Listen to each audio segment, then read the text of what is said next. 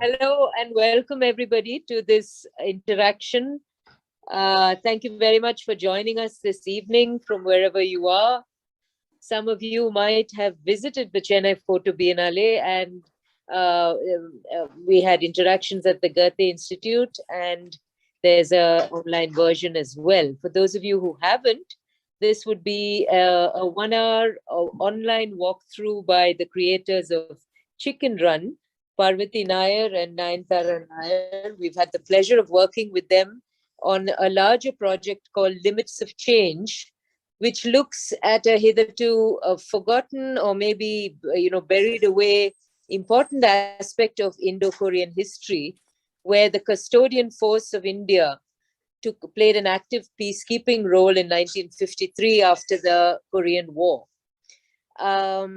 Little available here in India, quite a bit available in Korea. And the Limits of Change project hopes to excavate this forgotten, but as I said, vital aspect of Indo-Korean history. And in a sense, help to revision, I think, the close ties between our two countries. Chicken Run is a slice of this larger project. And when we were chatting with the team at Chennai Photo Biennale, we realized pretty quickly that it's most probably going to be an online version and maybe some hybrid interactions, but more or less presentation online. So what Parvathi and Nayantara have done is that they have strung together a wonderful tapestry, actually, of what is a fictive narrative. There is historical elements and there are archival photos and videos, but there's also a fresh take with some of which were recreated in Chennai and presented seamlessly with so as a fictive narrative. It works really well to talk about one such person, one such family who relocated from Korea after the repatriation efforts, was a prisoner of war at the DMZ, and then came in to set up a chicken farm in Chennai, Madras then, and Chennai now. So the mysterious Mr. H and his story is what Parvathi and Nayantara are going to take us through. But as they do that, they would also bring to light historical elements, personal histories, and it is going to be something that we hope will whet your appetite for the larger project, which will take off. But I just want to formally thank the Chennai Photo Biennale. I think it's been a terrific effort in the middle of the pandemic to be able to pull off this hybrid version.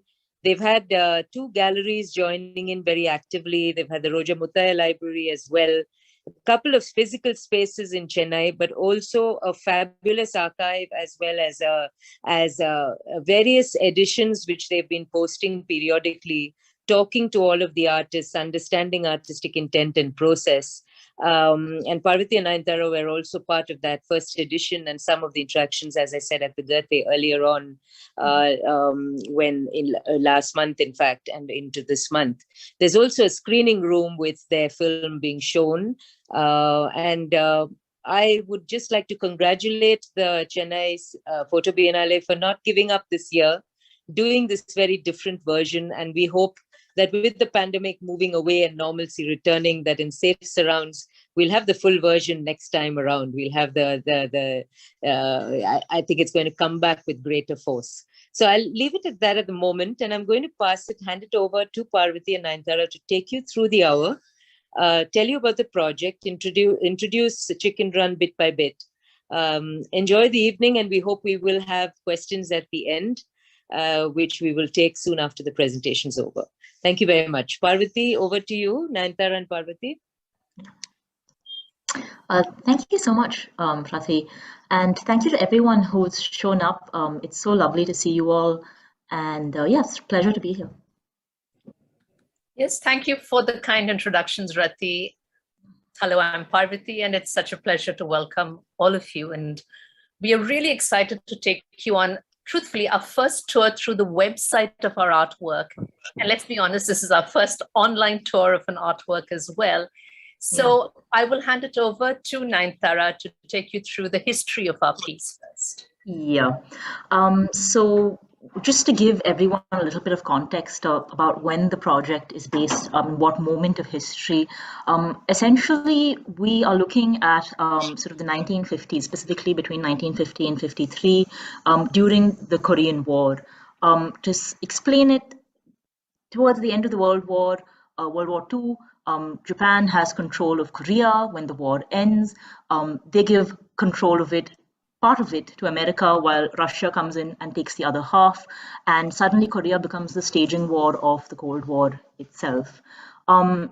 Essentially, the country is supposed to be moving towards, independence, but a break happens, and there sort of emerge two factions, the North and the South, communist versus, well, not precisely democratic, but something along those lines, and war breaks out. And this war is truly awful. It's one of the most devastating wars, of the 20th century, and very often forgotten and not talked about. But it leads to massive death, destruction, people being displaced, and the people of Korea find themselves essentially sort of really fighting their neighbors, and they're not always able to quite understand why they're fighting and what they're fighting for. And we found this period of history extremely interesting because there is this Indian involvement. So towards the end of the war, an armistice is declared, and there is sort of talk of some kind of tentative peace being reached, and there's a decision made to exchange prisoners of war. And while that's happening, a realization sort of happens on both sides. They realize that there are prisoners who don't want to go back to their home countries, and this becomes this big question: what to do with these prisoners? The peace that they were sort of working towards, the armistice itself, is very tentative, and there's a lot of worry that this could be the problem that sets all the work that they've done towards kind of calming the region down, sort of set them back. And that's the point at which there's a suggestion made in sort of the United Nations by actually an Indian contingent that a sort of explanation setting is set up where these prisoners of war who don't want to return to their home countries can sort of be gathered, and their home countries can have one chance to convince them to come back. And India suggests that this happens, it's taken up, and the United Nations decides to go ahead with it. They create something called the Neutral Nations Repatriation Committee, which has 4 members: Czechoslovakia, Poland, Sweden, and Switzerland. And India is appointed as the neutral chairman. And at the same time, India offers up the custodian forces of India as the actual ground forces, sort of troops sent in to guard the prisoners and protect them, but also to sort of ensure that they don't escape and head back to whichever way they wanted to go. And that's kind of the setting of the entire piece. We're looking at the story of one such prisoner, and one such prisoner who was in the demilitarized zone with the Indians, waiting for these explanations, trying to decide what was going to happen. And this prisoner that we've created, Mr. H, that's whose story we're telling today. So, yeah. We could go to the next screen. So this is the construct of Chicken Run, which, as Rathi said, is an offshoot of the larger Limits of Change project, on which we've been working since 2017. So this construct, which is the device of the research blog belonging to curator P from the People's History Museum of Chennai, will link back to the larger Limits of Change project. Both curator P and the People's History Museum of Chennai are fictional, but invented for a specific purpose, because we would like to think of history not primarily as the story of heroes and victors, but as a collection of accounts of ordinary people who lived through extraordinary times. So using very real research, curator P tries to piece together a probable life for Mr. H, and in doing so tells us that history itself is something that is unstable and changing rather than transcendental and constant. The globalized world relentlessly pushes us into the now and the present. And we sometimes don't deal enough with the idea that the past is never really the past. It is at the very least like background radiation from the Big Bang that scientists say they can still sense and study. So we believe that this engagement between India and Korea is worth re-examining to uncover stories of war and peace, and not least, to remember that the newly minted Indian Army's first foray into the world was as peacekeepers to protect and guard after a terrible war, which is sometimes called the Forgotten War. Over to you, Nayantara. So when you sort of enter our digital exhibition and you sort of get past the introduction, the first thing that we wanted to share with you was, some of this wonderful archival material that we've collected. And we also wanted to tell you something about Mr. H. We spend so much time with this character, and we really do we have this entire life that we'd imagined for him, and we wanted it to begin there. And so this video that you're going to watch tells you just that story. Can we play the video, please?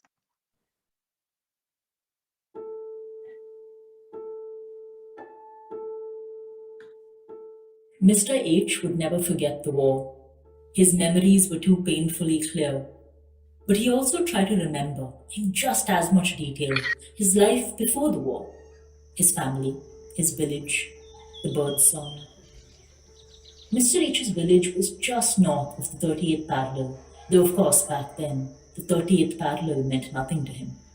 For many Koreans, the 38th parallel didn't exist until 1945, when the Americans and the Russians decided it was the exact latitude along which Korea would be divided.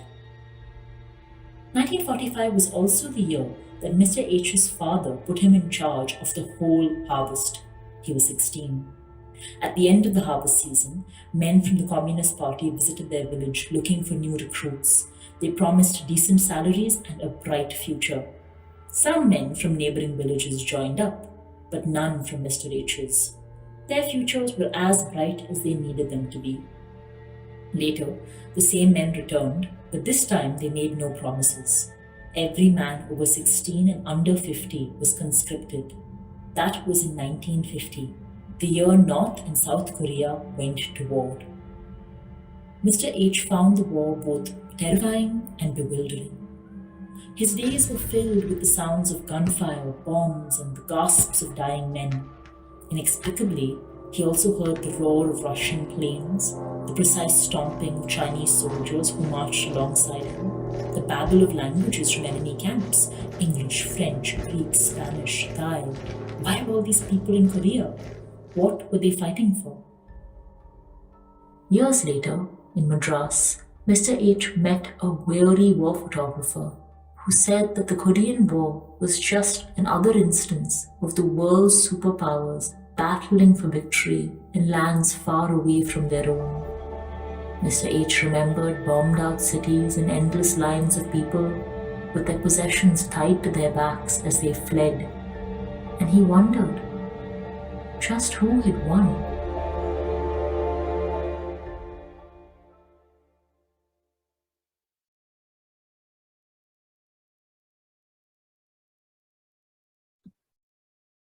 So we come to the index, and Curator's Peace blog is filled with photographs, videos, and her own musings, which have been arranged chronologically as chapters of a timeline that allow you to easily revisit areas that interest you. But however, as we progress, you will see that we intercut and disrupt these timelines in a way that often reveals patterns. That's something that we're familiar with, aren't we? That if we examine our own lives, we see the presence of repetitions and patterns. Curator P is fascinated by such patterns and sees them as visual clues. If you can unlock a pattern, it may reveal an underlying order, the shape of a character, the story of a particular moment in history. There are so many things that Curator P does not and cannot know about the enigma that is Mr. H. So she restitches his narrative using historical insights and imagination into a rich tapestry. Could we just go back to the previous slide? So we have now chapter 1, which is called Encounters with Barbed Wire, the first encounters with barbed wire. And barbed wire is a motive throughout the project. It was first developed in France in 1865, then came to America, was useful for keeping livestock safe, but was also called as Devil's Rope by Native Americans for curtailing movement and misappropriating lands. It was used in the Boer Wars and continues to be this dual symbol of death and torture, as well as protection. It keeps the chickens in and the wolves out. And it does link directly to the first section of chapter 1, which is, if we could go to the next slide, the road to Koche. Now, Koche is considered to be the largest of the United Nations prisoner of war camps, which held the North Koreans and the Chinese prisoners captured by the UN forces during the Korean War. By 1952, about 170,000 prisoners were crammed into this space with only barbed wire separating them, with each compound. So this, allowed, for the free exchange of thoughts and ideas and the opportunities to plan and execute mass demonstrations and riots. And here we now pick up the story, or Curator P does, of where she thinks perhaps Mr. H is captured. Then we go to the next section and we scroll right. And the first section suggested that he was sort of picked up in fields. Here we see many different ways he could have been captured: on land, on the water, on the streets. And this is part of our methodology that Curator P undercuts herself. All these are archival images. All these photographs are records of instances that happened in the Korean War. And so this sort of suggests that we are telling you a historical story, but also a fictional story. We're providing you with a multiplicity of views, and the photographs are our raw material. It is the material of our story, and it is key to allowing the story to unfold. This is the next section, missing text. And, we allow ourselves to ask questions, to think about, the world of Mr. H. Did he have a sweetheart? What happened to her? And it is, could we have the next slides, please? And the scrolling to the right. We use these pictures to suggest a story, to build a story, and ask you to come into the story using the photographs.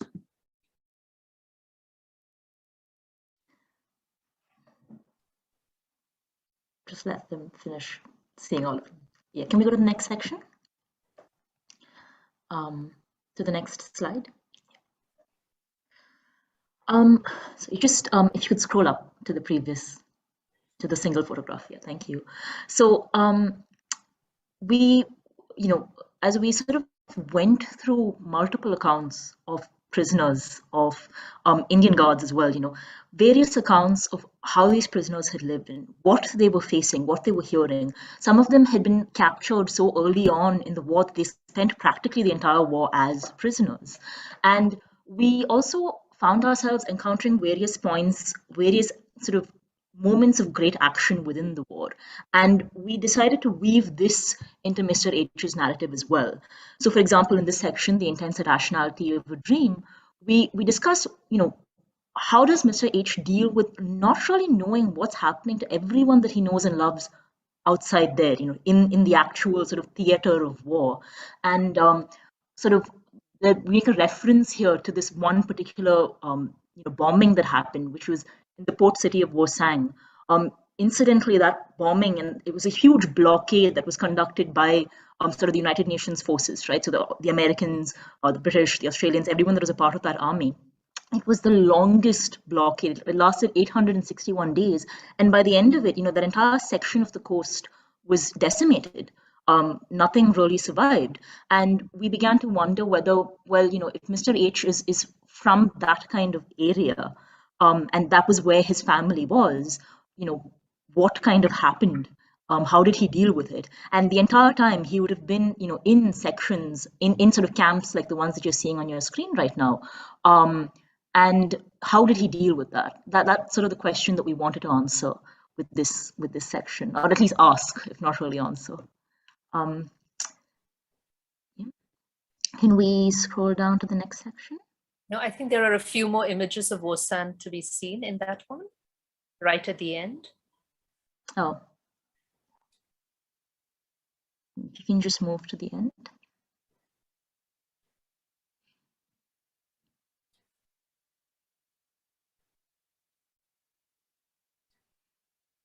You know, the blowing sort of up of the sand, the the image with the image with sort of the giant explosion is one image from sort of one of the attacks that was done on Wosang.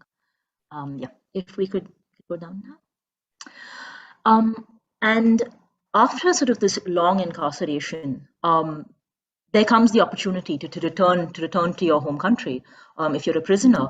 And we thought, well, what does that mean for people that decided they didn't want to go back? What motivated them? What made them decide that they didn't want to? And we came across, this sense that so many people that decided they didn't want to go back felt deeply cut off from everything that they had known. They had no idea where their family was. They had no idea what kind of lives they'd be returning to. Some of them were terrified of, sort of the governments that they were returning to and whether there would be any kind of, repercussions for being captured in the first place.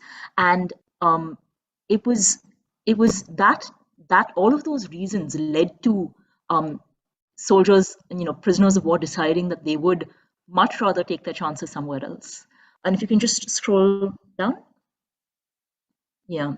And so then at the end, when the armistice is sort of signed and most prisoners of war have been returned, you have this, this final group who don't really know, well, honestly, neither side knows what to do with. And so it's decided to put them in the demilitarized zone, which is this huge operation of sort of having to move them there. And those are some of the images that you're looking at over here. We also had so many pictures of prisoners being transported. And we sort of sometimes we've also taken those images and used them. And what you're looking at over here can you just go to the previous? Yeah, there's just this one. This is sort of the peace village area in the demilitarized zone, near which these camps for the prisoners were set up as well. Yeah, you can close this section and go down to the next slide.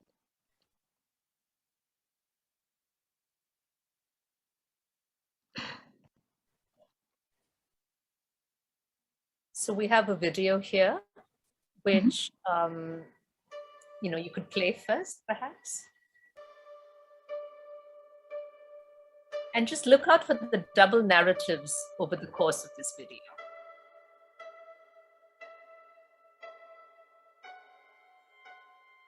In Chennai, Mr. H's chicken farm was on a not too large piece of land, right off the dirt road that led to the highway. All around his land were paddy fields for as far as the eye could see. The land itself was perfect, but pipes had to be installed, coops had to be built, and fences put up. Even after all that, Mr. H sometimes felt that his chicken farm would never truly be finished. There was always something that needed to be put up or fixed or added. But he was proud of his little farm. He built the chicken coops along modern lines, and they could house up to 50 chickens. Mr. H had taken particular care with his fencing. He had to keep the chickens in and the wild dogs and thieves out. As he was building it, he'd experienced vivid flashbacks from his time in Georgia and the DMZ. When this happened, Mr. H reminded himself that these fences weren't for him. He'd climbed taller and more cruel fences, and now he was free.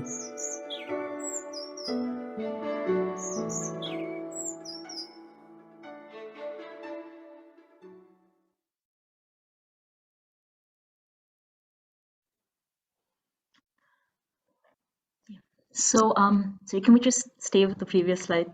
Thank you. So the videos themselves use a mixture of archival, photography and archival video material.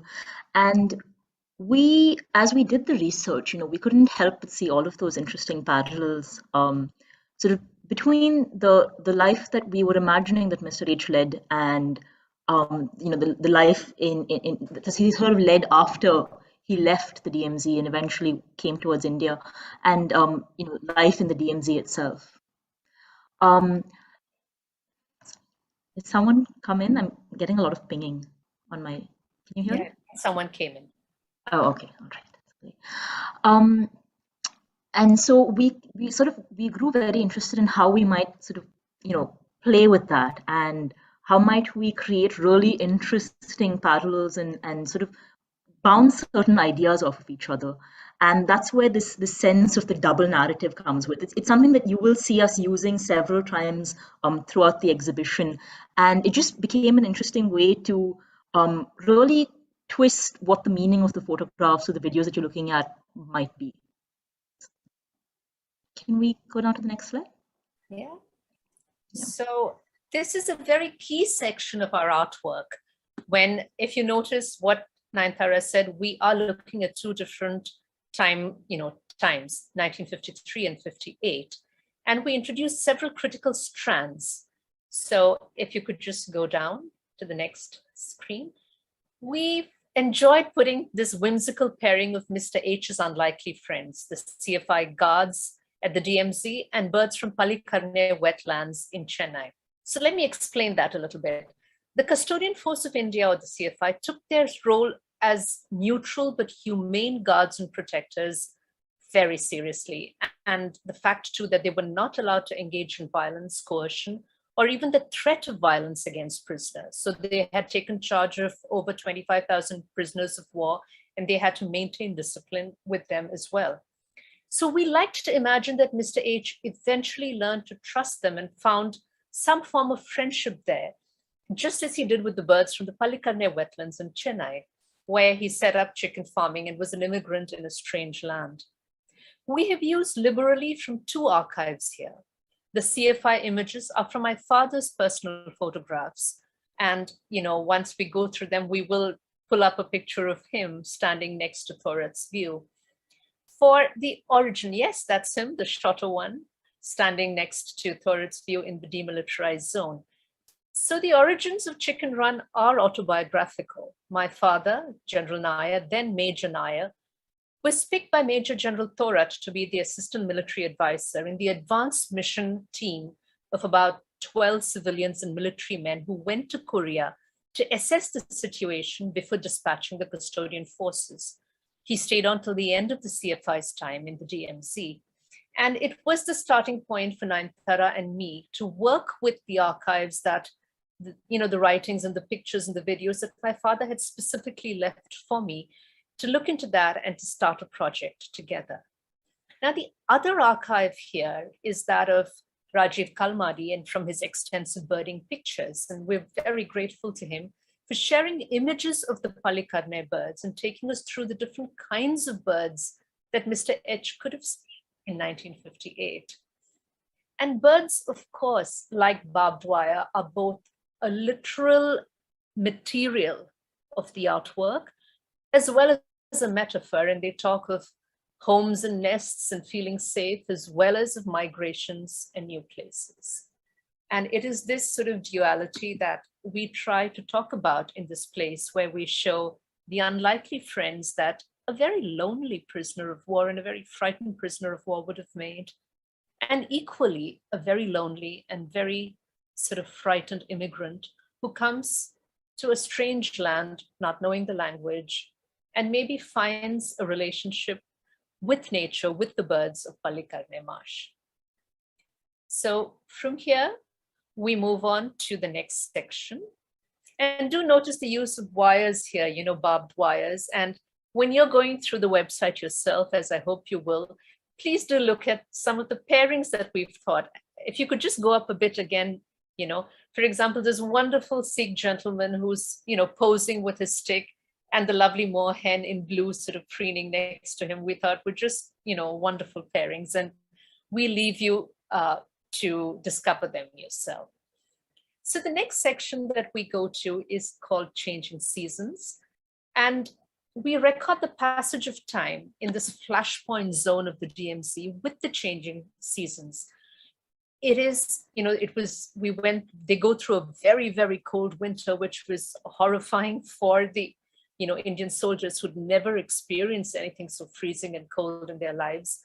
But the changing seasons is also a reflection of the decision-making process in Mr. H's mind. We sort of, take you through the scenery and through the life, and then we sort of, eventually, it culminates him taking a decision, jumping over the barbed wire, and asking to return to India with the CFI soldiers. There's an image there of a nest in a tree, and these are little hints and clues that we leave studded throughout the narrative, where the narrative is deeply layered. You sort of see it at one level. This is for us a very poignant picture of the birds sitting on these wires in the demilitarized zone. And it was perhaps the start of many of our explorations about birds and soldiers and migration and living. And make no mistake that the DMZ was a very dangerous place and heavily mined. To go outside the camp area was very dangerous. And there's an account in Major General Gurbaksh Singh's memoirs about a soldier who stepped out to pick a plug, to pluck a twig from a tree and was blown to bits. So, they were doing, yeoman's job of trying to make sense of the strange land that they had come to look after the prisoners and keep them safe, while allowing them chances to make up their minds whether they wanted to go home or to another country. Or as in the case of Mr. H, he was among 88 prisoners of war who decided to come back to India.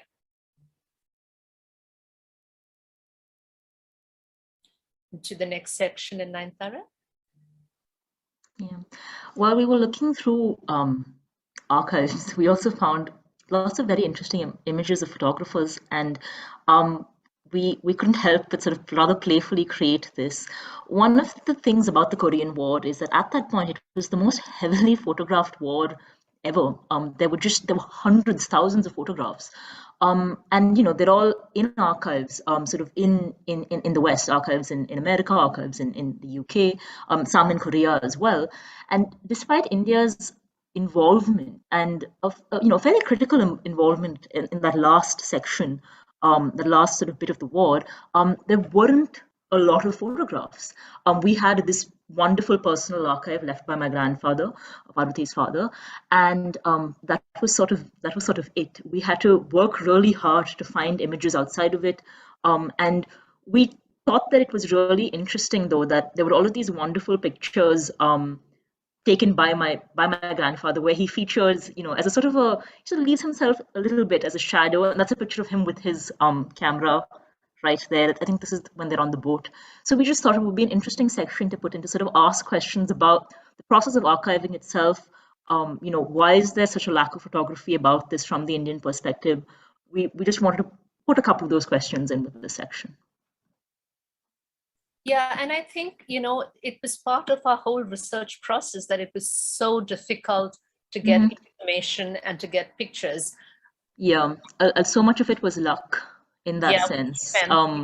It was, we reached out to someone, and then maybe 3 months later we'd get a reply, or someone would put us on to, in touch with something. I think my aunt sort of, with no hope at all, reached out to a trust that then got us a couple of texts, that then got us a lot more connections. It really did kind of snowball the whole process. So that research process has been quite interesting, but also fraught. And occasionally we've sort of been like, oh God, how do we get that photograph? And sometimes we haven't gotten the photographs we've needed as well. So yeah, I mean, there was months spent just writing to people, asking for permissions. And, I kind of remember sort of trying to track down a photograph, going to the writer of an article, to the South China Morning Post, to the editor, to the photo editor, to another magazine, then trying to trace down the descendants of the person who took the picture. But that led, it was a dead end. But we were extremely fortunate with other pictures and other permissions that we would talk about later. Yeah. So then we come to this section, which is called Compasses in Their Eyes. And, at this stage, it's February, and the CFI is coming back to India, and along with them, the 88 prisoners of war who have wanted a neutral country. Nobody would take them. They've said India would do for the moment. And these themes of migration and immigration resonate as powerfully, if not more powerfully today than in 1954. And here was this man, our Mr. H, who was leaving behind everything he knew for a place he knew nothing about. And the process of a journey gives us so much, the physical process of a journey. And that's how, and we have these images and we sort of use them again, sort of to give an idea of what it meant to leave this cold place, take this train journey along with, their bags and baggage, and then eventually reach the port of Incheon, which is from where the ships sailed. So through this barren and bleak DMZ and a country ravaged by war, in this train setting out smoke signals, away they go and come to Incheon. And I love this little picture, which has sort of, my father's trunk in it. And Incheon, of course, all these sites are sites that are incredibly important historically. Incheon, for example, is famous as the historical site of the Incheon landings during the Korean War. And it was an amphibious invasion that ended on 19 September 1950, headed by General MacArthur. And that was a decisive victory in favor of the United Nations commands, which eventually led to the recapture of the South Korean capital of Seoul. And so now I will let you onto this troop ship, the Asturias, along with everybody else on February 8th, 1954, with its first contingent of 1,520 officers. Could we go to the video now? The next one. And here we go.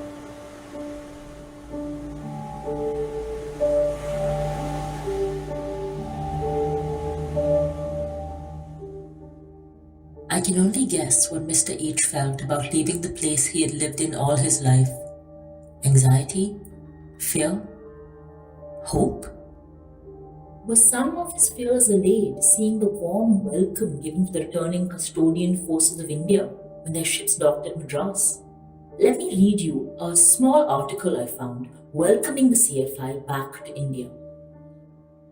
After nearly 6 months of exemplary service, the custodian forces of India have finally returned home from Korea. Stationed within the dangerous demilitarized zone of the 38th parallel, the CFI were protectors and guards to Korean prisoners of war who did not want to return to their home countries. The CFI faced many challenges, including the icy Korean winter and difficult prisoners.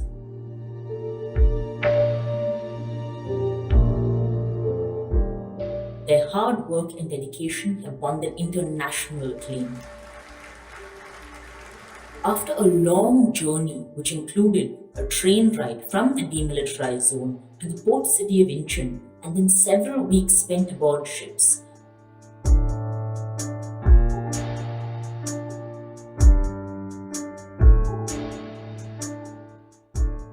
the CFI reached Madras yesterday.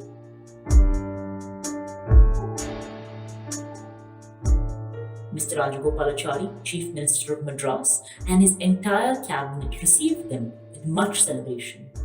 Mr. Rajagopalachari remarked in his speech, "These are soldiers of a great peace emissary who by their work and behavior have brought great credit to the motherland." General Thorad, leader of the CFI, said that their return to India was truly overwhelming. Along with the CFI was a small group of Chinese and Korean prisoners of war. These men, having decided not to return to their home countries nor to the other side, chose to come to India.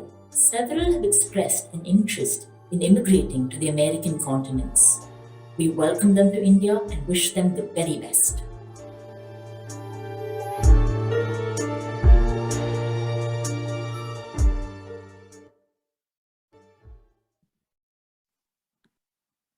I find it very special to think that I'm looking through my father's eyes all the way back to 1954, to a time before I was born, to see Korea and India through his lens, because the videos that we're showing, other than the first one, have all been taken by him in Korea and in Chennai.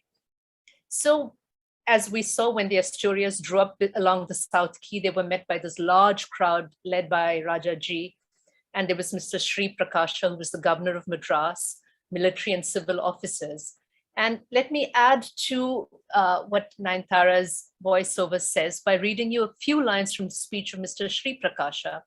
It's taken from Indelible Reminiscences, the memoirs of Major General Gurbaksh Singh, and Mr. Sri Prakasha says, 7 months ago, I gave you a send-off from this very harbor. I said this was the first army in the world ever to go on a mission of peace. There is no doubt that you have made a concerted effort in a very difficult situation. I hope whatever lessons you have presented to the world will not be forgotten. So, could we stop at those slides, the previous ones?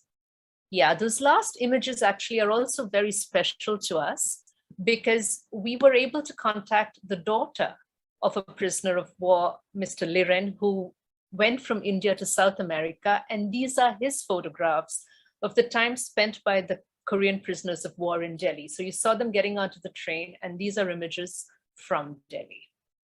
So the next slide, please. The press cuttings and press clippings were also a very large part of our research, along with books and memoirs like that of General Timaya, General Thorat, General Gurbaksh Singh, my father's own papers and comments. And this is a lovely cutting which shows how the South, a contingent of prisoners of war going off to South America. Mr. H didn't get onto it.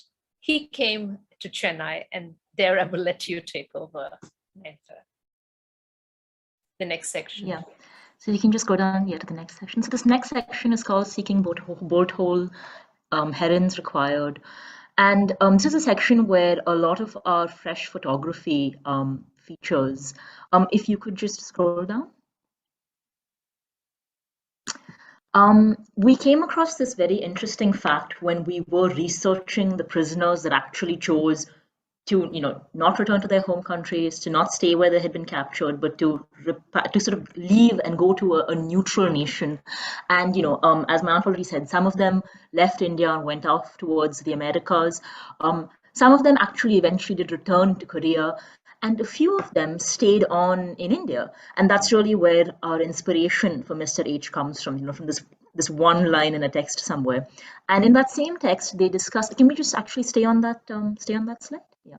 So, and one of the things that text also discusses is that the prisoners who came to India took on various kinds of training. They decided that they wanted to try to earn a living, and one of the things that they took up was chicken farming, and that was very interesting to us because already we had these really interesting ideas about of being captured, of being kept in these barbed wire fences, and we thought that's an amazing parallel, and we wondered what that would have looked like and what that would have meant. And so we sort of wondered, well, if Mr. H did choose to stay on, did he stay on as a chicken farmer? And that's how this section of the narrative is created.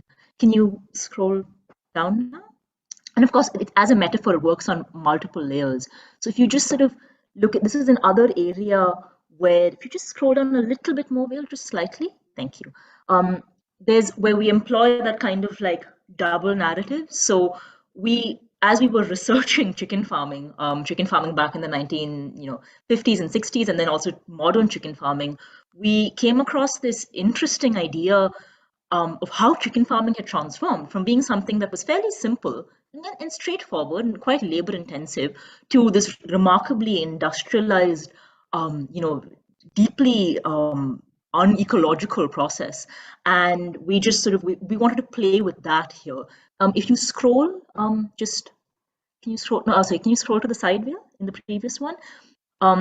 You will sort of see that there are, again, two narratives, one about sort of Mr. H's own time there, and the second, which is about all these facts that we discovered about modern farming itself. And yeah. And can you scroll down now?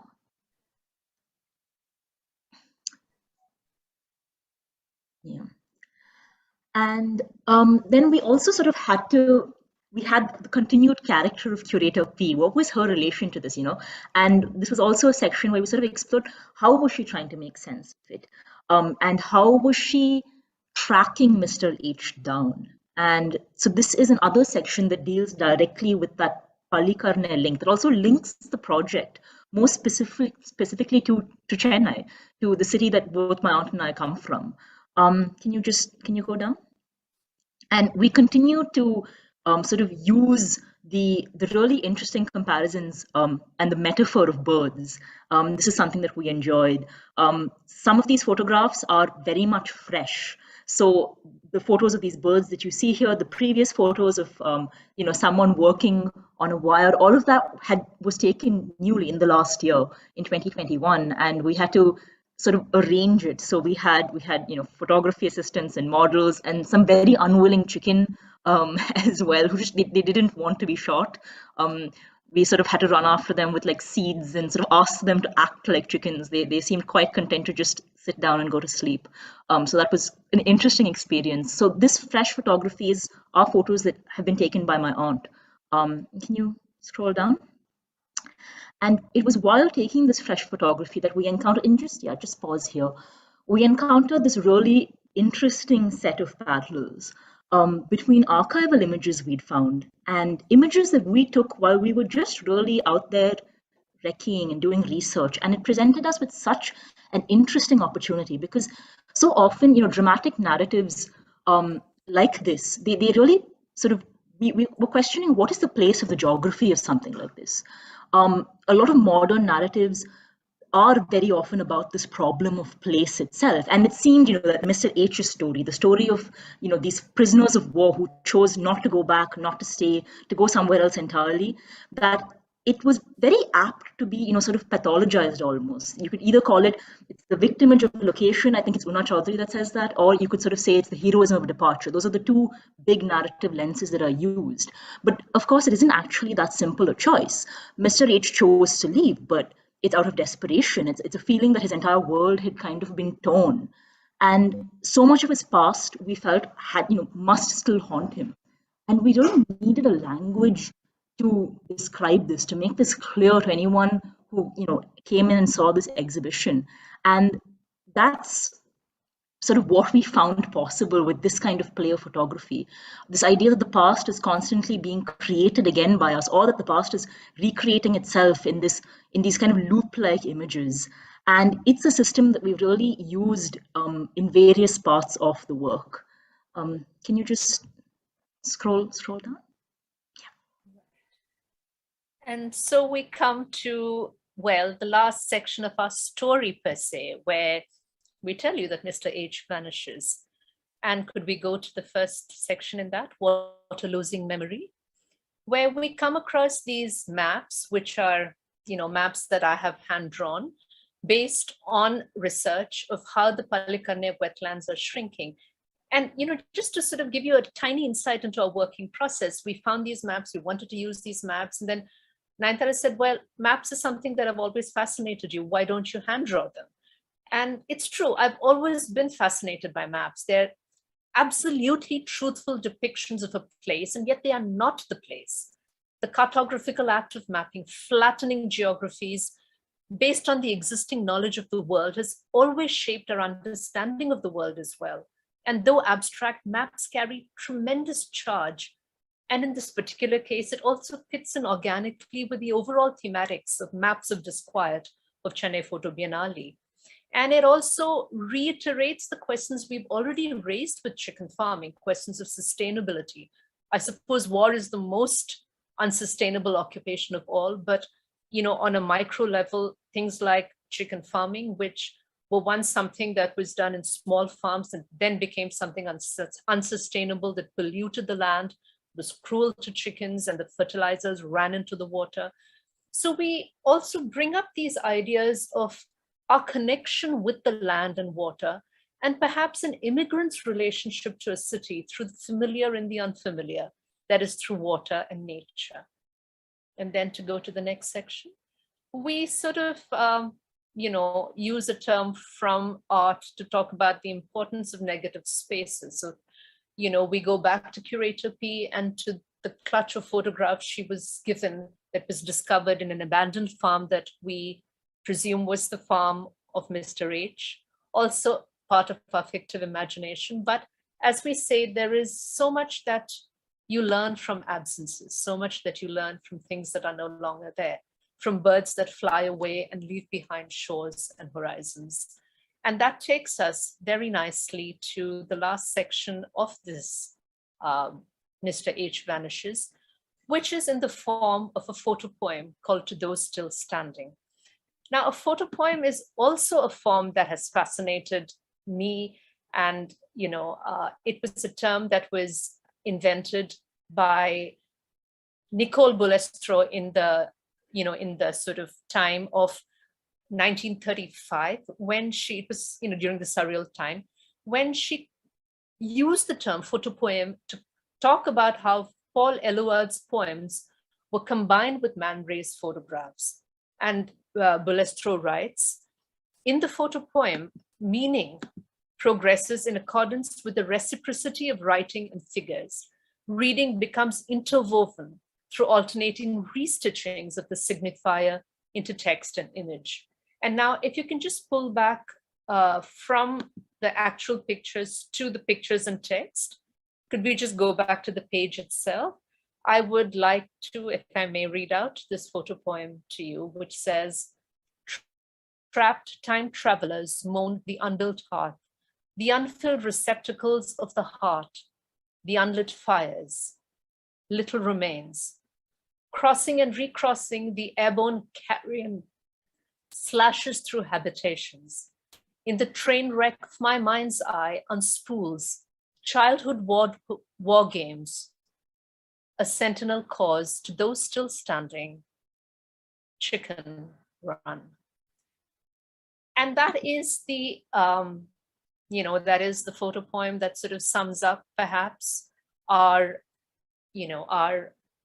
engagement with Mr. H and Curator P, with the People's History Museum of Chennai, where this long forgotten story about the forgotten war is being sort of excavated and dug up a little bit. And we, really hope that you're going to go to the website and look through this in some detail and read it for yourself.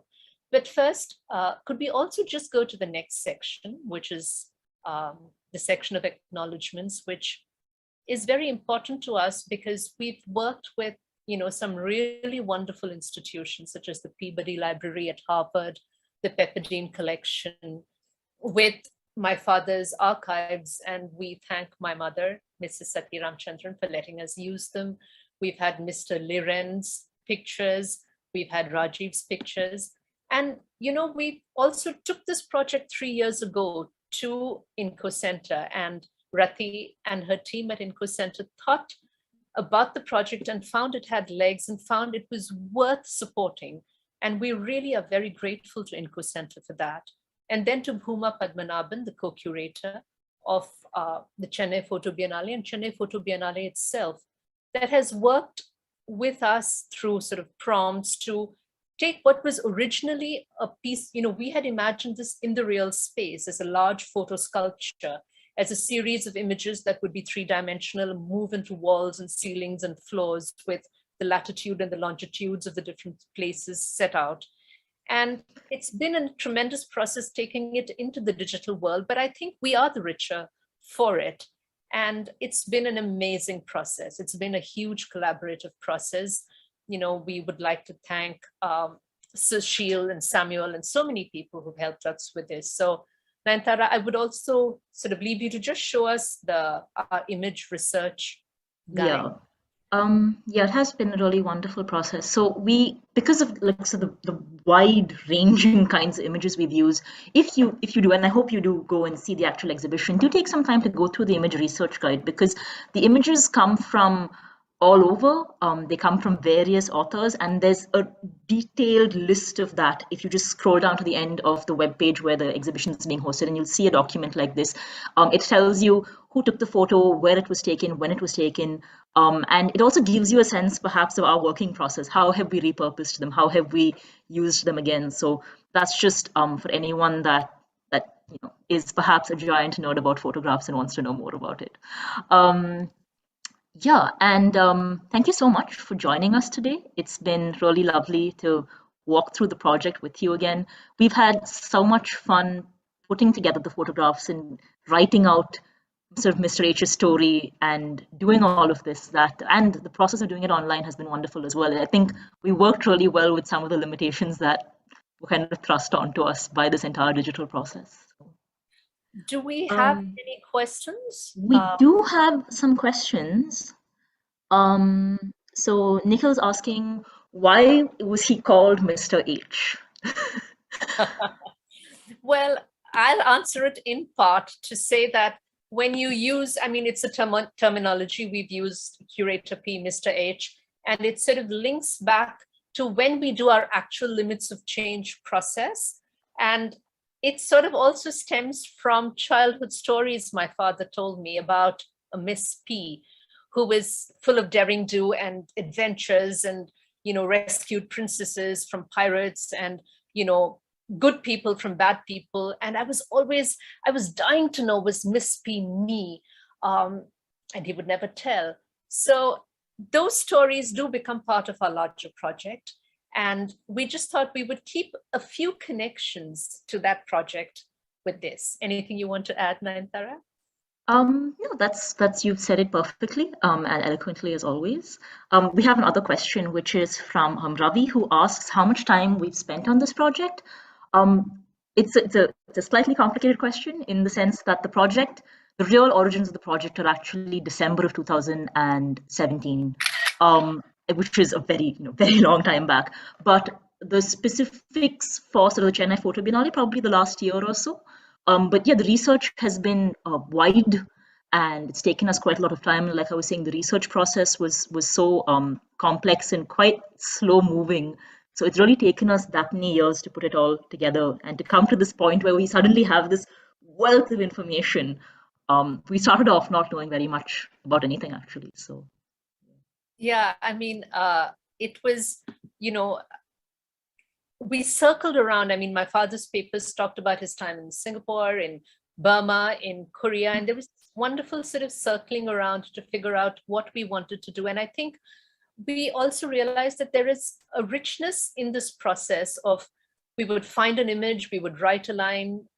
Sometimes I would write a line, Nayantara would find an image. And it was very much a question of back and forth to create the shape of this project. And it's been, a very enriching process. yeah, the time that we were able to give it has sort of led to, I think, the richness of it as well. And we now find ourselves, very fond of Mr. H, which which is kind of funny, I suppose. But yeah. Yes. Well. Sorry, we have one last way forward. Yeah, one last question. So the way forward, we have an entire project planned around this area, specifically things that are more concentrate a bit more on the CFI, the Custodian Force of India, that were in sort of the demilitarized zone. And so the original sort of the idea was that we had this wonderful visual art come performance, sort of storytelling piece that was going to be, in a location, and we're going to have audiences that moved through the space. And then, COVID happened. So we hope that that's still very much the way forward. But obviously, things being as they are, we can't be certain of anything. But the work is still very much happening. So the work that will eventually lead to that is well underway. We hope you can all come and see that when it goes live and in person. We thought it would be just small groups of people, 10 or 15 people who would be taken through it. Yeah. I think Lena there's one other question, which I will just ask, and maybe we should stop. Yeah. Since you've worked with fact and fiction as well as personal and collective memory, how did you decide to what degree in which to include all of it? And that's a really good question, because I think the one thing that we decided that we wouldn't do would be to alter history. I mean, we always worked with what was historically possible. Mr. H may be an invention, but there were prisoners of war who came and took up chicken farming and photography. So there was, and then we did want it to have the spirit, in a sense, of my father in it. And I will just sort of read out a line from my father's notes, which was called The Limit of Change, where Major General T.N. Nayar, says this about his Korean experience. Our troops vindicated the faith the country had placed on them by displaying neutrality and humanism in abundant measure. And, we wanted to excavate these ideas of neutrality, of humanism. What does it mean to belong to a country? What does it mean to lead this country? Because India's unique role in the Korean War came from her position of neutrality. And these ideas of war and peace, sustainability and landscape, using my father's pictures in his videos, but the work is imbued by the kind of person he was rather than him as a personality, was what is important to us. Nayantara? Yeah. I mean, just exactly that. But just to add one more idea, I think that we had all of these facts, and we knew that those facts couldn't be altered. But the question sort of became how to humanize it. And so the fictional element really is, it's simply our way into this world of facts, and in that same sense, offering all of you a way into that world of facts. Because reading 20 books about this is probably not something that most people are going to do. But how can we still introduce all of these very important historical facts and these events that have happened? How can we do it in a way that sort of really hooks you in? That's what we were trying to do, and I don't know how consciously we did it, but looking back, I very much know that that's what helped us decide what to put in, what to take out, what to highlight, and what to underplay. That was what led us, I think. Yeah. A bit of an ongoing process, and I think we also wanted to. We both, Nayantara and I, we love the local, the areas we live in, and for us, this was a story that began in a sense and ended in Chennai. The ship sailed from here and came back here, but it's a project that starts in Chennai, but it has international ramifications and implications. And I think to draw that out, Leena, was also important to us to give that sense of the local as well as its larger appeal. Yeah. Could I just add, Parvathi and Nayantara, that yes, of course, we were so excited when you brought this project to us, because it ties in so very well and resonates so much with our own vision, which is about examining the local characteristics, but also the global conversations that underpin the Indo-Korean exchange or intercultural dialogue, if you like. And to answer what somebody else question about the way forward, we're looking for things to return to normal, whatever we mean by that, but in safe surrounds for Parvathi and Nayantara to travel to Korea, because I think there's quite a lot waiting there, both in terms of the war memorials and the war museums, but also people. And there is, interestingly, unfortunately, we lost the one person who had come to India, I think in February last year. Very, very old, but his son and family have been traced, and we hope that we will be able to find out from them whether there was any, pictures, letters, exchanges. There are other people as well, including people at the Indian Embassy who've come forward to say that they will assist, at least to set up some meetings. So fingers crossed that happens, and that sort of completes and adds another dimension to this very fascinating project as it unfolds. And if all goes well, that we have the installation and the walkthrough and the physical event happening sometime soon. I'm not going to put any date to it.